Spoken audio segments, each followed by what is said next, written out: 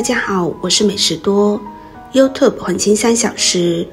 如果是我的铁粉，请给我一个 like。第一次看我的视频，请您静悄悄的给我一个 like。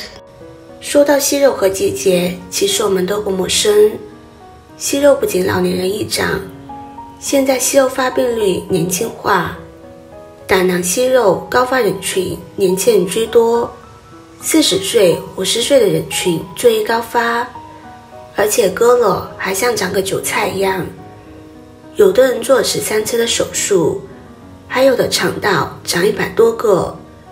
肿瘤不是一瞬间就会长大的，它是有个发展的过程，都是由小慢慢的变大。也就是说，我们身体当中的那些结节，息肉就是肿瘤。这个癌前的病变，如果我们身体当中出现了肿块、结节，那我们就不能再忽视了。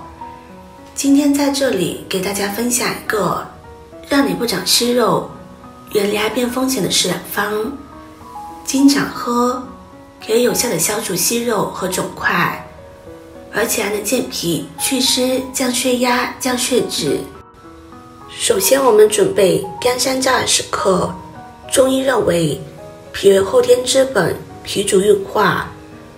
如果我们的脾胃功能虚弱，气血运行减退，水湿就会内停，寒也会积聚，湿热内蕴造成的息肉，干山楂就可以起到活血化瘀的作用。山楂除了消食之外，还有很多的功效。在健康时报里有介绍说，据有关人士研究发现，山楂还有防癌抗癌的功效，尤其是对消化道的癌症有着显著的效果。接着再准备了10个茯苓。茯苓归脾经，具有健脾、利水渗湿、宁心安神的功效。再准备30克的生薏米。体质燥热的人可以喝生薏米水，如果体质寒凉的人可以把生薏米改成炒薏米。生薏米的祛湿功效比炒薏米强，而炒薏米的健脾功效比生薏米好。生薏米味甘，性微寒，归肺脾大肠经，它利水渗湿的功效最为显著。现在我们把这3种食材倒入大碗中，加入适量的清水，我们把它们清洗一下。古人也很偏爱山楂，在《黄帝内经》里记载，山楂可以化饮食消肉、积痰饮、气血通畅、高血压、高血脂人群、女性月经不调的人群，都可以使用山楂调节身体的机能。山楂性味酸甘，微温，归胃脾肝经，而干山楂相对更温和，更适合身体需要调理的人。山楂、茯苓、薏米清洗干净之后，我们用滤网将它过滤出来，再次放入大碗中，再倒入适量的清水，将它浸泡半个小时。半个小时之后，我们把泡好的山楂、薏米、茯苓倒入锅中，然后加入800毫升的清水，开大火把它们煮上30分钟。制作视频不易，您的每个留言和每一个点赞都是我前进的动力。如果您觉得我分享的视频对你有帮助的话，动动你发财的小手，给我点个赞吧。请在底下留言+1，非常感谢您的支持。薏米除了可以去水、消肿、健脾祛湿之外，它还可以用于头发的护理。它具有营养头发、防止脱发，并可以使头发光滑柔顺的作用。除此之外，薏米还可以使皮肤光滑，减少皱纹，消除色素斑点的功效，对面部粉刺色斑以及皮肤粗糙都有明显的疗效，还有很强的美白效果。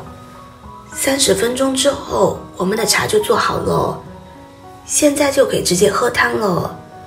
干山楂之所以有很强的抗癌作用，是因为它含有一种化合物。中医认为干山楂、生薏米和茯苓搭配在一起，可以很好的预防息肉的生长。这道茶不仅可以预防胳膊的息肉，对刚切除息肉的手术患者用此方也有一定的效果。中医认为息肉是肌症，与淤血和痰湿密切相关。如果我们常吃不易消化的肉类等油腻的食物，肉类在体内容易形成痰湿，痰湿时间长了就会形成痰凝，痰凝就会阻止身体的气机，导致气机运行不通畅，时间长了就会形成淤血，痰凝和淤血时间长了就有逐渐的形成包块，就有可能导致肿瘤的发生。西医认为息肉是一种消化系统的良性肿瘤，但是这个良性肿瘤如果比较大，又或者是增长的比较快，或者是形体不规则，或者质地比较硬，那就有可能转化成恶性的肿瘤。所以身上一旦长了息肉和结节，我们就不能掉以轻心，用干山楂、生薏米、茯苓煮水喝，可以让我们不长息肉，远离癌症的风险。这道茶还能够帮助我们降低血压和血脂，进而可以预防高血压、高血脂等心脑血管疾病，还可以帮助我们减肥瘦身，还能美白祛斑。在这里要提醒大家的是，胃酸过多的患者不要饮用，身体比较虚寒，又或者是女性处于月经期、怀孕期间，都尽量的不要食用。一般人群可以每天饮用，一般是2-3个月后就停一段时间，然后再来根据自己的身体状况再来选择是否继续的饮用。由于每个人的情况不同，还需要根据自身的病情及时的就医，遵循医嘱。干山楂泡水不是很酸，对胃刺激也小，小孩也可以使用。如果是大便秘结的人，可以放一点蜂蜜。这道茶喝起来口感非常的好。